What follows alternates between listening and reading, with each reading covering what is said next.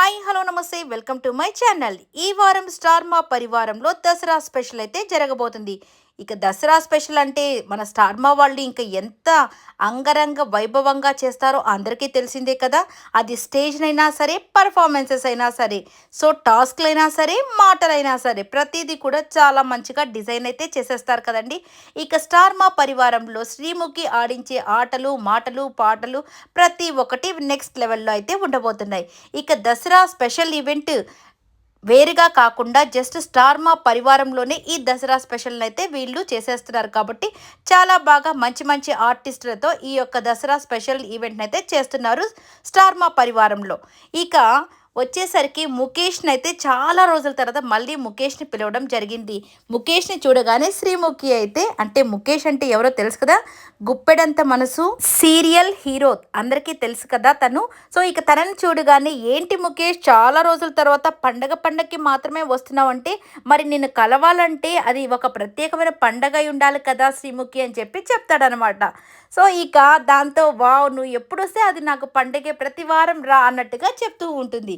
ఇక అలాగే అర్జున్, అమర్, ప్రియాంక, శోభా శెట్టి, ప్రభాకర్ గారు, చాలామంది, ఇక నిరుపమ్ గారు, వీళ్ళందరితో అయితే ఈసారి స్టార్ మా పరివారం అయితే కన్నుల పండగగా అయితే ఉండబోతుంది. వీళ్ళందరితో పాటు దీపిక కూడా వచ్చేసిందండి. ఇక దీపిక మాటల హడావిడి అందరికీ తెలిసిందే కదా. వీళ్ళందరితో పాటు మంచి మనోజ్ గారు కూడా వచ్చేస్తారు.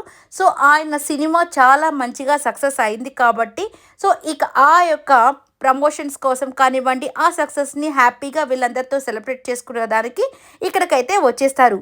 ఆయన సినిమా ఏంటి అని అనుకుంటున్నారా?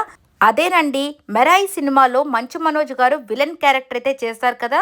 సో అది కూడా సూపర్గా వచ్చింది కాబట్టి ఆ సక్సెస్ని వీళ్ళందరితో పాటు హ్యాపీగా పంచుకోవడానికి ఈ ప్రోగ్రామ్కి అయితే మంచు మనోజ్ గారు వచ్చేస్తారు. ఆయనతో చాలా గేమ్స్ అయితే ఆడిస్తారు, కొన్ని క్వశ్చన్స్ అడుగుతారు, చాలా ఇంట్రెస్టింగ్గా ఉంటుంది.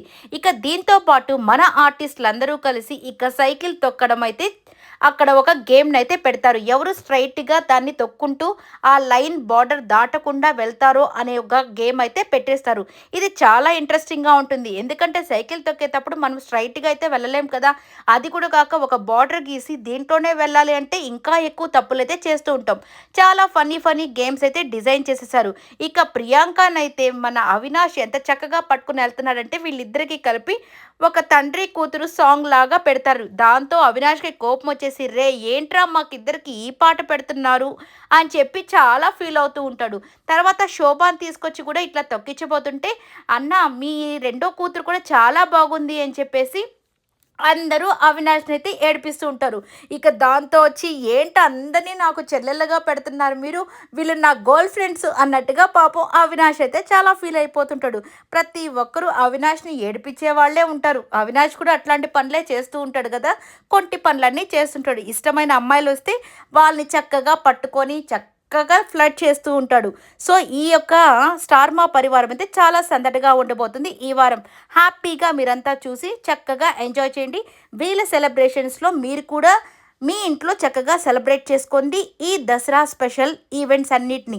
సో మీ ఫ్యామిలీ మెంబర్స్ అంతా చక్కగా ఉండాలని మనస్ఫూర్తిగా కోరుకుంటున్నాను. ఈ వీడియో నచ్చినట్టయితే లైక్ చేయండి, షేర్ చేయండి, కామెంట్ చేయండి, సబ్స్క్రైబ్ చేయండి.